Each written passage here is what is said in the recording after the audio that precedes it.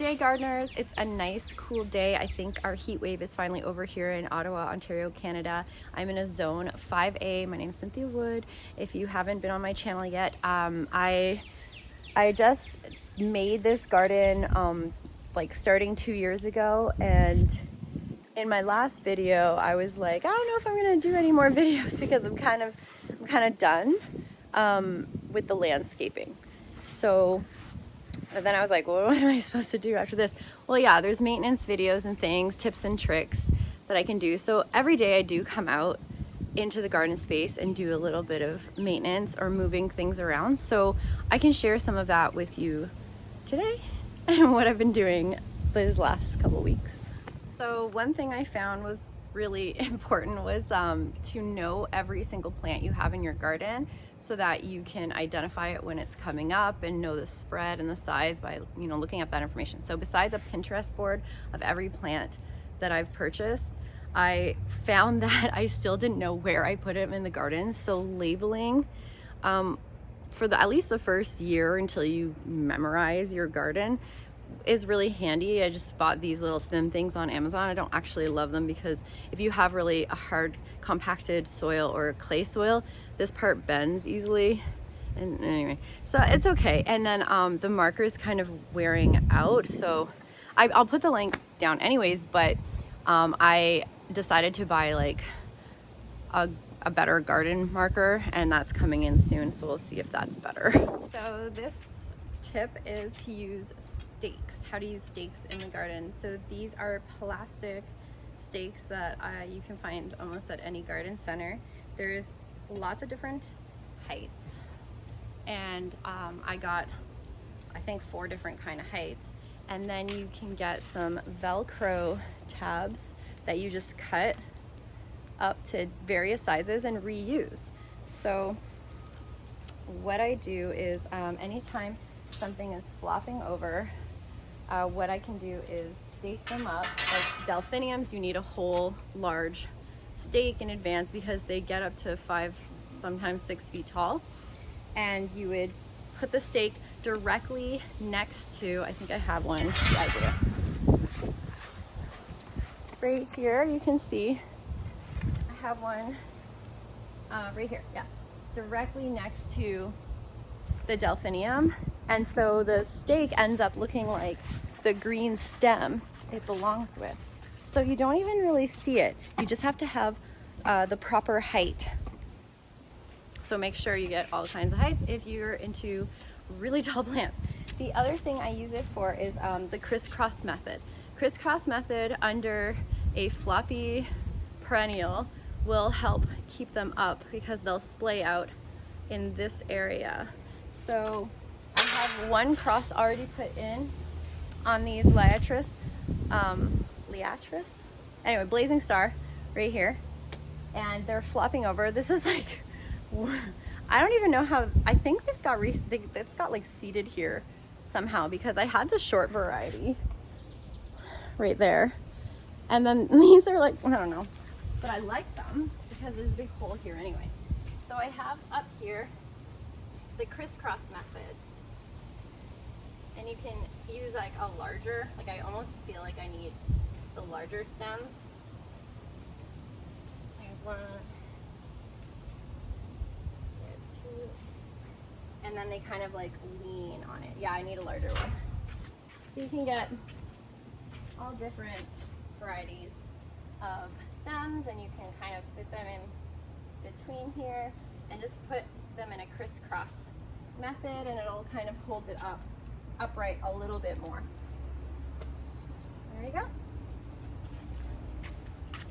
About the stuff that I use in my shed, I just got this leaf blower, and I find it's really helpful, especially for the pathways. So the pathways there on this mat here, this like little carpet, patio carpet thing, and on my front walkway, then, but I mean, I was using a broom before, and it's fine, it's just like not as fast. It's battery operated. I got a Canadian Tire, I like it. Okay, things that I use. So I had a video where I was like, I'm gonna try this, I'm gonna put this on, see if it works. It is granular sulfur pellets, and it's not aluminum sulfur, because aluminum sulfur you can't put on azaleas or rhododendrons. So I bought this for not only my azalea, but also the hydrangeas and the roses, who also like acidic soil, so the sulfur is good. I don't really do the whole measurement thing. I just ended up kind of like taking a handful and moving it around. So, and as you can see here, it has allowed some slight change to my endless summer hydrangea and turning it blue, which is what acidic soil does. It can turn these into kind of a purple or a blue. So yeah, you can still see the pellets there. I do find that they don't dissolve, because you can still see them like probably weeks after I put them in. I put them in early in spring, and again like 2 weeks later. So I don't know. I think like it's very alkaline soil here, so I will have to do this over a few seasons to get actually blue flowers, but it did the trick. So I will continue with that. This I just got, it's tomato fruit and vegetable fertilizer, and I just started using it. So I don't know if it's actually going to do anything. My tomatoes are doing fine, but my cucumbers are really slow. So I was like, maybe it needs fertilizer. Got English cucumbers this year. Oh, I forgot to mention, I also put the sulfur on this blackberry shrub, and the berries are coming out and they're doing great. There was two that should have already been ready to pick, but animals got to them when they were red, so they must have been really tart and disgusting. So they haven't touched these since. This one's gonna be ready in a couple days, I'm assuming, but I'm not sure until I taste it. My tomatoes are doing just fine, cherry tomatoes, but these cucumbers are not doing the best. I had to cut a lot of leaf, because you see that wilt? I think that is a miner of some sort, like a bug, like a leaf miner, maybe. Or it could be some sort of like, what's it called? I don't know, just like disease, you know?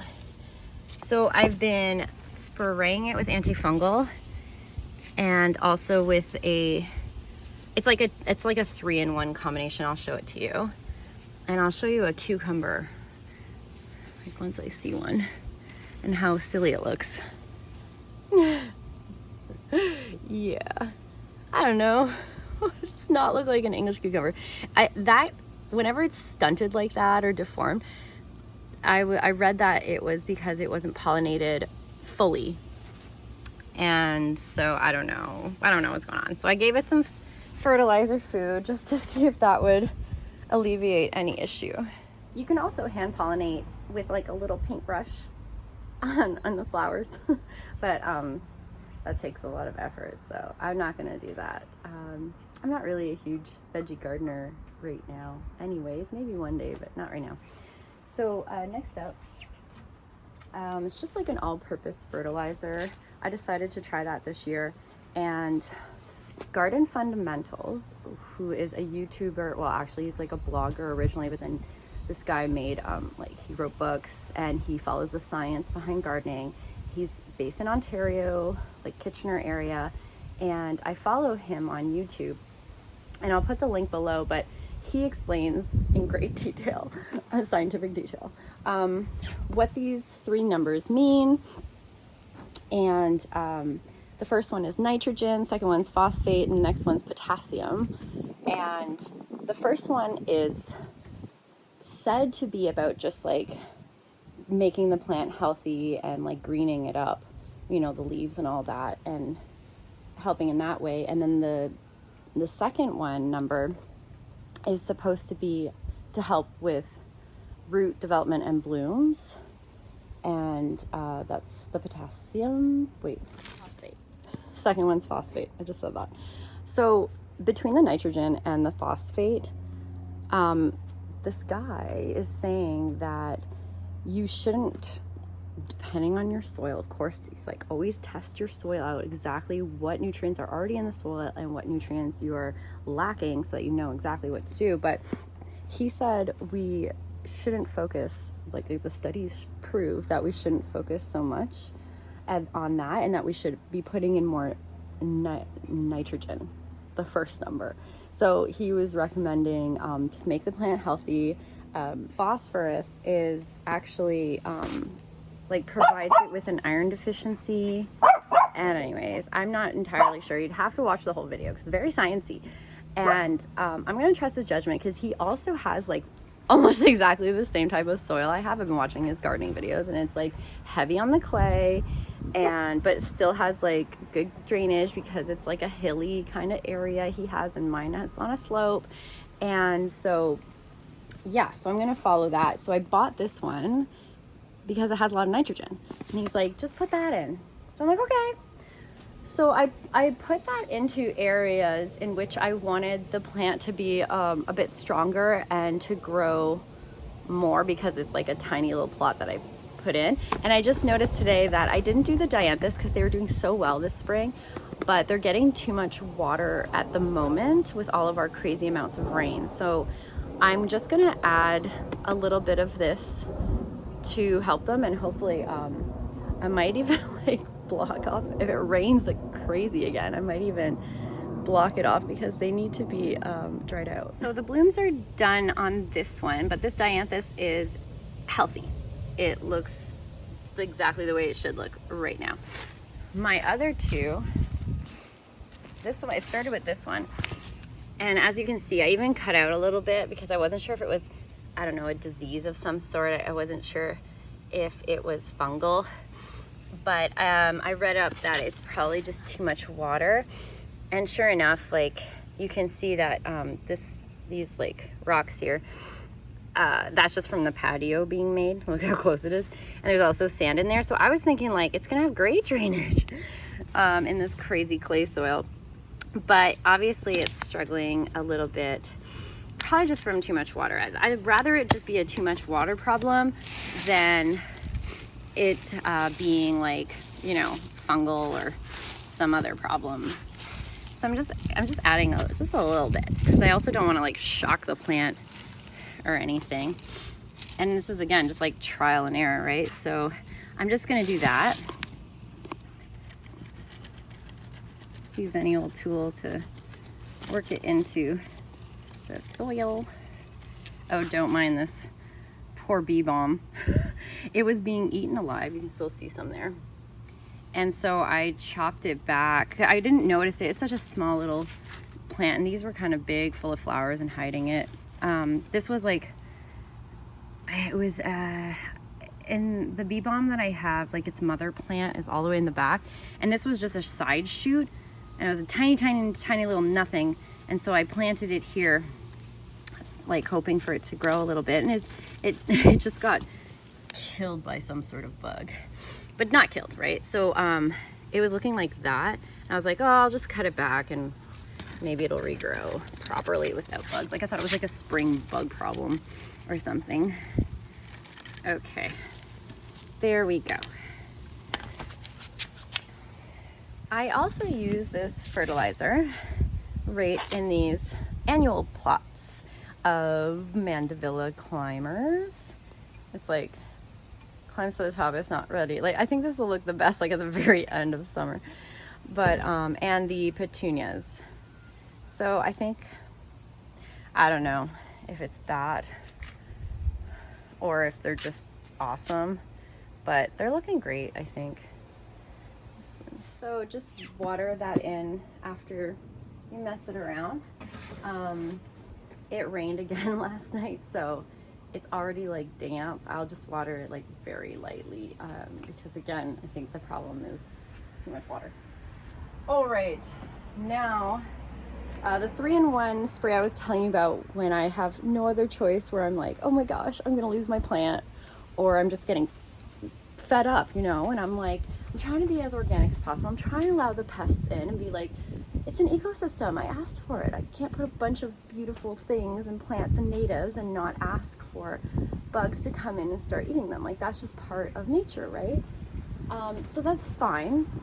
However, in some extreme instances where I'm like, they're gonna decimate the plant, I'll pull this sucker out and I'll be like, bees stay away, ants stay away, and all the good things stay away. But so do this according to your own ethical belief system. I'm not trying to promote, this is just what I do when I feel desperate. So I was actually just looking for a fungicide, but I saw this like 3-in-1. Actually, I couldn't find just fungicide, but then I found it later at a different store.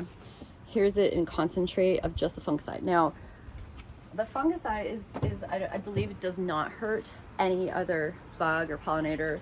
So that is really just to combat any like fungus or that like white powdery mildew that happens to be on bee balm and phlox. And oh, also this one says not just that mildew, but also the rust spots that I was finding on my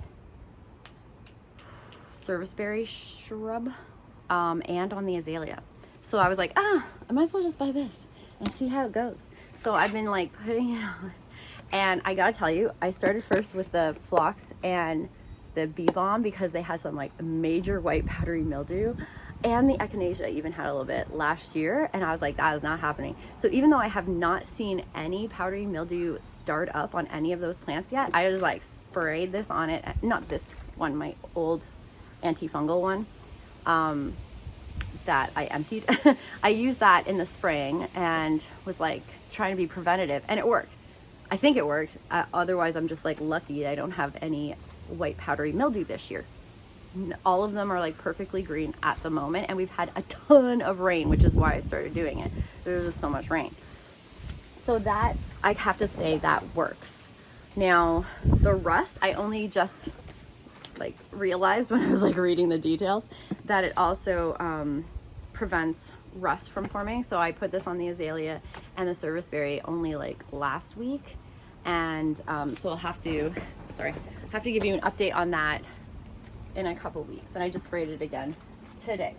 Now the part that is more like controversial is trying to get rid of the aphids, spider mites, and white flies and other things that basically eat the leaves and petals of your plants, and that's the insecticide part of this. So yeah, besides that one bee balm that I already showed you was eaten by something, I still don't even know what it is. There's more. This false sunflower, also known as Heliopsis, has looked like this since the spring, like as soon as it came out of the ground, kind of like this one, and it was just being completely eaten, and the flower buds always like end up like this, blacked out. And so I'm like, oh my gosh, I'm gonna lose this. And it was a very expensive plant. I don't know if you remember last year from my video, I was like, why are all variegated leaf plants so expensive? I think this was like 25 bucks. So yeah, and I bought two. It's like 50 bucks right here being eaten.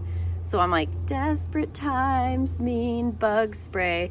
But I gotta tell you, I've been using bug spray and nothing's been happening. I mean, a little bit has like regrowth here, a little bit of regrowth.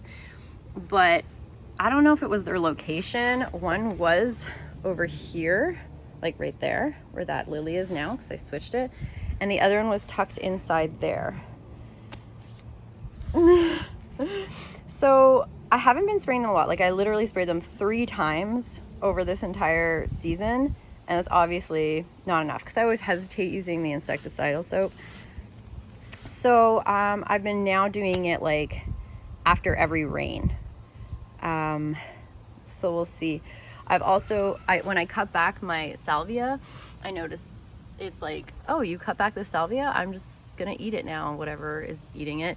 There is new growth happening, so I might cut back those leaves, but I've been spraying that too. Oh, I forgot to mention the powdery mildew was also last year on my delphiniums, And this year, because I sprayed them with that mildew resistant stuff, they haven't gotten that, so that's great. But the rust is still all over. I only started the rust spraying this like basically last week and this week, so I don't know. You can get only insecticidal soap. You don't have to get this 3-in-1 thing, so that you can target individual plants. I just got this one because there wasn't any other options at the store at the time, and I really wanted to get it right away. Okay, next project.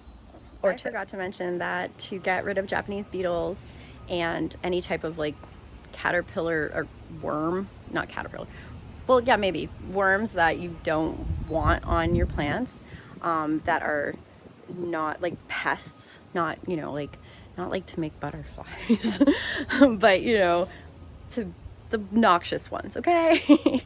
So if you want to kill those, I put a little bit of insecticidal soap and some water in a jar, or you can use dish soap, and I will go on where the Japanese beetles are, and I will flick them into the water, into this, not water, but water and soap, and it will kill them. And so I just leave this handy because I don't like making it every time. I just keep it in my shed.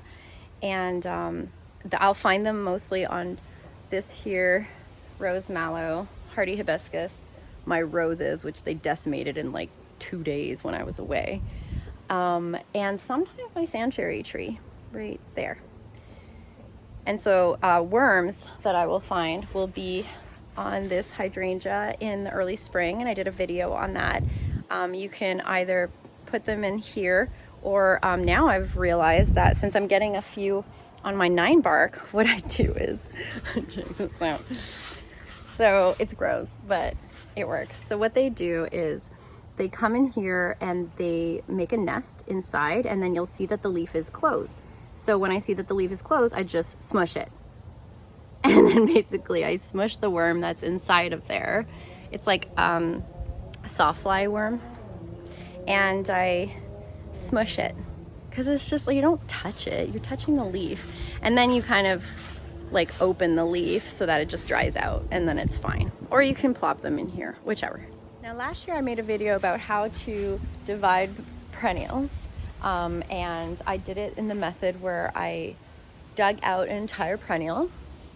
It was this Brunner, yes, it's called Jack Frost Brunnera, and I wanted to divide it into 4, which I did, and I was always like, we'll see if it survives. Well, it did so well. So that's the mama plant, and it looked terrible whenever I put it back in after I split it 4 times. Here's the other one, looking great. This one was the better looking one that I planted, and it's huge. And the 4th one is here, which is actually in quite a bit of sun. So that was a huge success. Take out the whole plant, and then use the serrated edge trowel, or someone I heard on this other video that I watched, this girl, she calls it a hori knife, hori knife, something like that. I don't know. It's got a serrated edge on this side and like a sharper knife edge on this side, and this right here is to dig out weeds, so you can like go down, and then it grabs the long like root taper and then pulls it up. So yeah, I would recommend you getting one of these. They're so handy. Some are like more slender, but it's like very handy. Also for planting bulbs, also handy. The other thing, the other way of dividing perennials is to just jam this into the ground, or a bigger shovel, which is what I'm gonna try today. But it's all about like placement, like finding where, because once I've done that before, I like shoved a shovel into a plant and all I got was the top part, and I didn't even go, because the plant was so big, but it was like splaying out. And so when I chopped it, I chopped the edge of just where the splayed out leaves were, and I didn't get anything. So I was like, oh, I just chopped off all the leaves for nothing. So you have to like look into the plant. So this pulmonaria is big enough now that I think I can split it. And it's nice and cool out, so I don't think it's going to be too shock. It will have some shock transplant like they always do. Now, this plant is like fuzzy and spiky, so I'm just going to put my glove on to touch it because it's just like a little prickly. What I'm going to do is find a nice division here and see if I can, like, this should be on this side, and this one, it belongs to this. You know, like, I'm hoping that that I find something that's not gonna hurt it too much. And see if there's like a separation that's natural. Like right here, this looks almost like it could be its own little grouping. I'll get rid of that one. Yeah, like it looks like it's its own little, there, like there's the center. And so if you find something like that, that looks almost like it is separate from the mother plant, like it's an offshoot, then that's where I'm gonna cut into. But like this guy, this leaf here is part of it. So let me just, I know this is not the best videoing. I need an assistant. Like these don't belong. So you're starting to see where that is, where like its own little chunk is. Right there. Okay, that's where I'm going to try to cut through there. That I backed up. That's like a really small, it's like too small. Such a big plant that I think I can take more. I might take that chunk and this bottom chunk here. I might split it right here.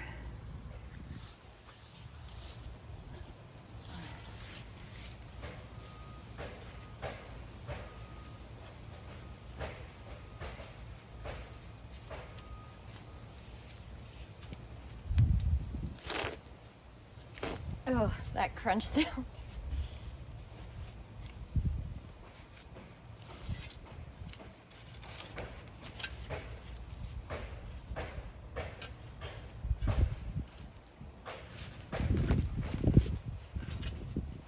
Okay, so I cut it down the middle there. Now I'm just gonna get the sides.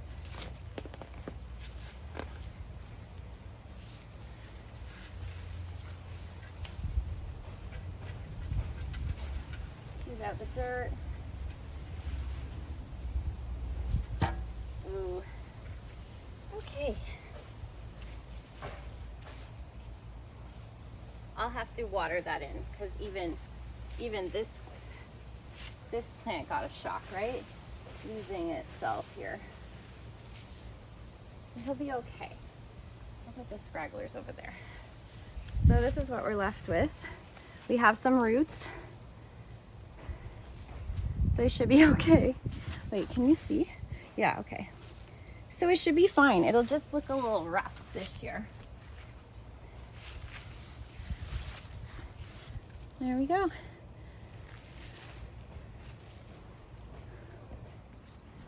Now we're ready to plant in this location. So I think I'm gonna have this here. I'm just gonna lay it out first. That there. This euchera. I just got this hosta. It's called Lakeside Banana Bay.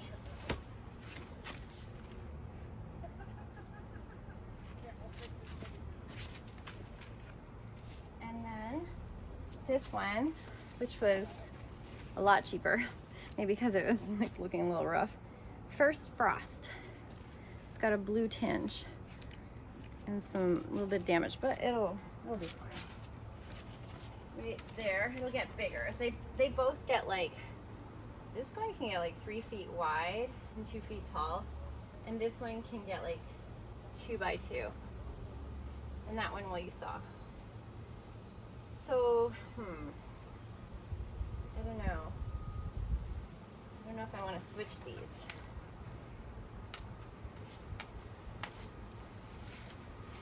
I'm just stepping on the sedum. It'll survive.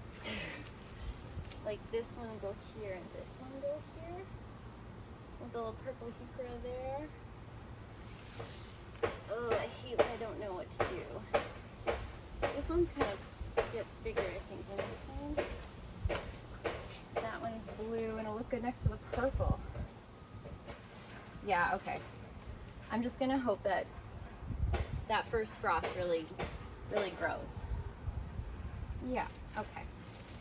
So this is like a tiny root system. I'm not gonna need my big shovel. I wanna take out this weed. This weed here. Oh, that should be growing that way.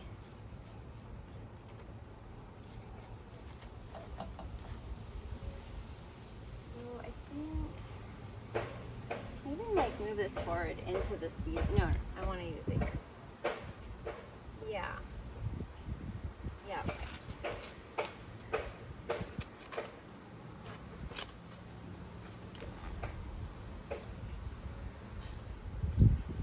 Now a lot of people will amend, or not amend, well yeah, amend the soil obviously, but no, I mean like when they're first transplanting, they can put in like a fertilizer,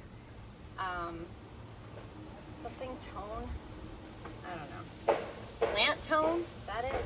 That's what I see a lot of gardeners use, but I never found that my plants struggled. Oh, I have to give you an update on that heuchera I thought was totally gonna die. I cut off all the leaves, so I was like, oh, it's transplant shock, and it was like wilting.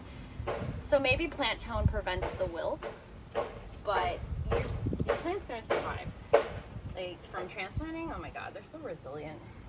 Especially if you have rain. You just have to water. And you'll be just fine. So I don't, like, eventually I don't want to have to use fertilizer at all. I want my soil to just be lovely and have all these organisms in it. And then, ooh, whoa there, wind. Scandalous. Sorry about that. Okay, there we go. Yeah, so I don't, one day I'm not going to use any fertilizer. I'm just trying to be good right now because it's, first couple of years, like a new, there. Okay. Let me see if yeah, you can see. Okay, I wasn't sure if you could see. I'm going to put you over here. That might be better. Okay, the next ones, I'm going to need a shovel. It's like gravel under here. Let me take this out first and then use there's a tip and trick I've seen other people do. They use the container. Oh, look, it comes with a worm. That's awesome. I bought a worm. So the roots are a little compacted, and you can trim them or just splay them out like I'm doing. Little worm, go there. And I'll just, so that they don't, people do this gentle teasing so that they don't keep wrapping around themselves, so they go out into your soil. So I'll do that too. And leave it a little on the sides. Okay. So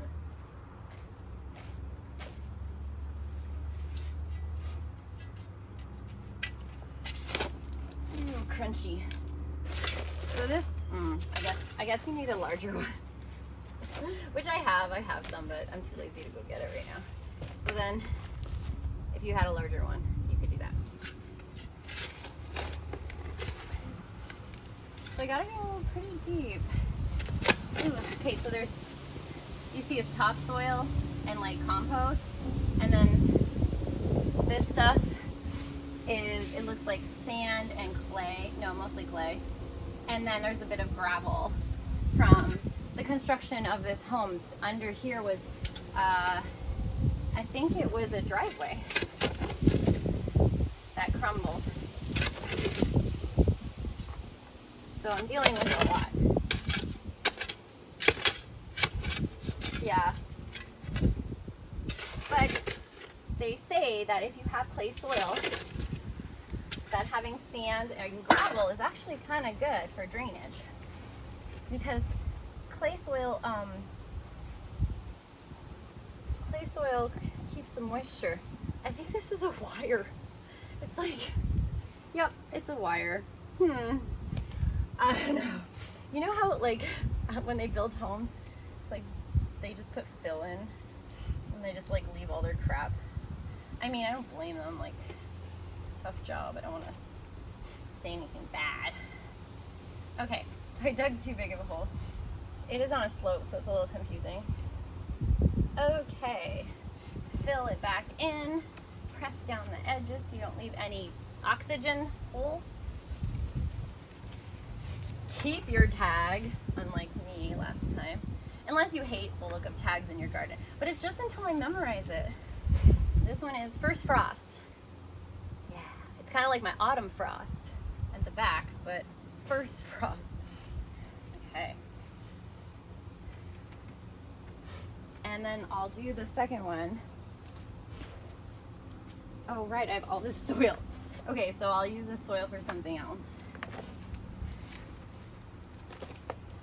Like in another part of the garden. I always need to top up soil some places because I have a slopey yard and there's a lot of erosion. Erosion? Is that the word? Now this one, Lakeside Banana Bay, was $25. Also has been kind of root bound. Do I want to split this? No, I could. You could easily split this into like 3. If you can see here, do you see where there's like a natural division right there? Right in here? Yeah. And then there's another natural division right in there. See that? That's where you take your, what is this called again? Hori knife? And you just cut and slice. And that's what I did in the other video. Just slice right through it. So that's cool. Okay. Now I want this, oh, weeds. This is why I needed this planted because I've been weeding this area non-stop. So tease the roots. Wow, this one's like compacted. You could even cut off roots if you want. It doesn't hurt the plant that much. It'll survive. Some people do this too. They'll do that.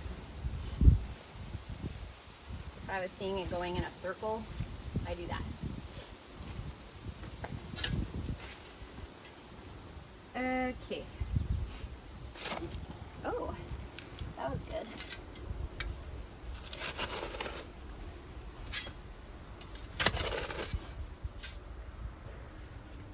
Phew. Oh, took too much again. Excuse me, I have a lot of allergies.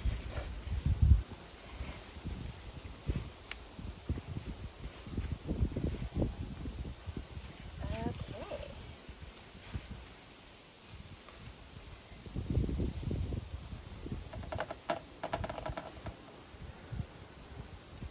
It's okay that I'm messing around with this like sedum. You can like walk on this sedum, you can mess it up, you can like pull it out and throw it over there and it'll start growing because it's sedum acre and it's practically invasive, but it's extremely aggressive and it's only like partially or it's like on the cusp of being invasive here in Ontario. I'm keeping my eye on it and not saying like keeping my eye on it like how it spreads here. It spreads a lot here. I'm saying like keeping my eye on like the whole forests around here, and if it's causing any like major problems, then I'll get rid of it. All right, keep the tag. Put it behind. Water time.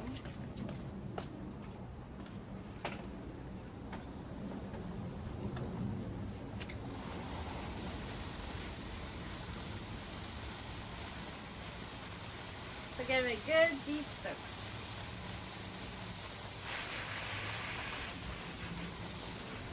Wash off the back.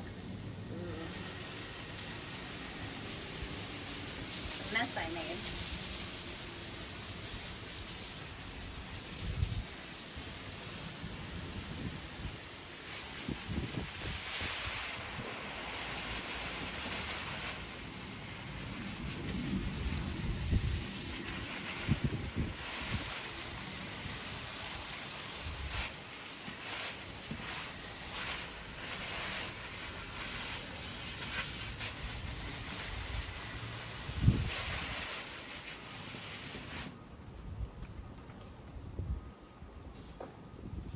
go.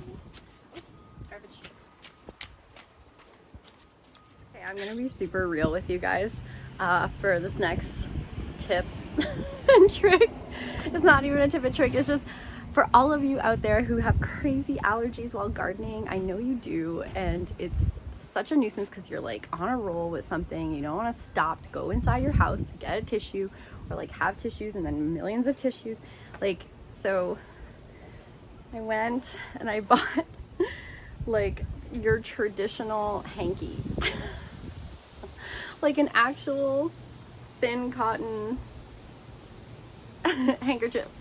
And I put it in my pocket, and it's like there when you need it, because you need it, because it's just crazy. Like sometimes allergies are so insane, especially during the spring with all the pollen and stuff, and it's just, yeah, there you go, super handy, just saying. Also, if you're just like that sweaty kind of person, my hat just pretty much covers that area, but if you're like sweating all over your face, then could also use it for that. So this area is going to fill in nicely finally, so I don't have to weed so much. It's got all the colors that you need to have in order to make it visually stimulating. Okay, that tag's got to go. It's like too much. I'll memorize this real quick and get rid of that. So it's got your reds, your greens, your blues, and your yellow tinges, and that's what is supposed to be like pleasing to the eye. It's also fully shade plants. We've got our climbing hydrangeas, or false hydrangeas, and they will get nice and tall in, I'd say, 3 years. They'll reach the height there. And we have our Japanese painted fern right here. It is a like a giant variety, so it gets nice and big. We've got two carnival watermelon heucheras. We've got our pretty in pink palmaria. This new thing that I keep forgetting the name is Lakeside Banana Bay, with its variegated yellow tinge leaf and chartreuse edge. And then we have her like blue color here. I like how they call it plantain lily. First frost plantain lily, but people just call it a hosta. Interesting. And we have a wild berry heuchera here for a more red purple tinge. Like it's purple clearly, but you know, it's in the red family. We also have more blue here. I just put in this blue spruce sedum. They call it, it's not like a blue spruce at all. It's not a spruce, but it looks kind of like it has that spruce look, and it's kind of picky. And that should fill up this space, and this should fill up this space. Everything will fill up for next year. And last, we have this ostrich fern that's going to hide the situation here. The ferns get really tall. They might splay out a bit here, but I think that'll look really pretty. It's not an area that I walk here, so I walk here. So if these ferns spread and use up this whole space, I'd be totally fine with that. Just another tip, always wash all of your tools after you're finished using them. So I take the hose and I power wash these down after every single use, let them dry, and then I put them away, and they will last way longer than having to buy gloves every year because you're not washing them, right? So do that. I also need to, I have this stone, and I need to sharpen my tools. I'll be doing that video one day too. There, see, more content. I can provide more content. Other things I changed in the garden was, oh yes, so I had here a halo bush hollyhock, and I didn't realize how big this smooth hydrangea incredible would be. And I'm leaving the delphinium there. It's like just sneaks itself right there, but it certainly didn't have room for this hollyhock, so I took the hollyhock and I moved it all the way over here, and it's all, you know, transplant shock. It's all splayed out. It was being eaten. It wasn't doing well. So this is like a crazy mess right now because there's delphiniums like growing their second round, and they're leaning towards the light. And then I have the halo here right in front of it. And I don't know if this is a great spot. I think I maybe made it too close. So this is it. It's just gotten super tangled with the Delphi. So we'll see. I didn't want to put it too close because I know it takes a lot of room. So the delphiniums will bloom first in early summer, and then they're done. You cut them back, they might rebloom, but they're like very small. The hollyhock should be blooming now. So it's like perfect, right? It'd be like tall delphiniums, they go down, and then the hollyhock replaces that height. So I was like, yeah, it's a good spot. And then in front of it is a medium height butterfly weed that is only starting to fill in. I think what happened, why it's so slow to fill in, is that I actually broke it in the spring. I think I stepped there getting to the delphiniums. I stepped right on it, and I think I broke the main stem. So this area is gonna look a lot better next year, I believe. And I have to stop stepping on, that's why I put the tags.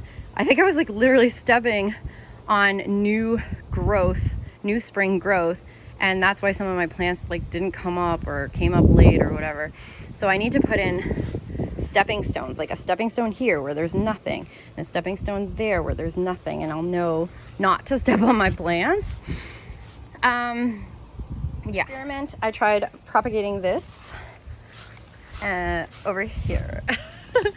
It's looking super wilty, but it is a sedum, and sedums tend to take really well and like reroot themselves. It's a little dry right now. I'll have to water it because I just moved it yesterday. And I just planted this beautiful little angel 9-bark. It only gets 2 feet, so probably 3 feet, 3 feet by 3 feet, high and wide. It is a beautiful red color. It probably won't stay this red though, because I think it needs the sun to be this red. And I do have it in partial shade, I would have to say, not even partial sun, which might mean the same thing, but to me it means there's more shade than sun. And it will get more sun in the spring. So the spring, this tree here, which is tiger eye sumac, has no leaves on it for like ever. It's like it takes till like July 1st to get its leaves. So I didn't know that. This is the first year I've seen it grow from like winter, no foliage, and it's basically just like 2 sticks for the longest time. So I was like, wow, this looks really empty over here. There's nothing going on. So I was like, this will get the sun in the spring that it needs to push new growth and flowers. Has white flowers, and it'll look really great contrast against the irises. Great, this will be a stick for a while.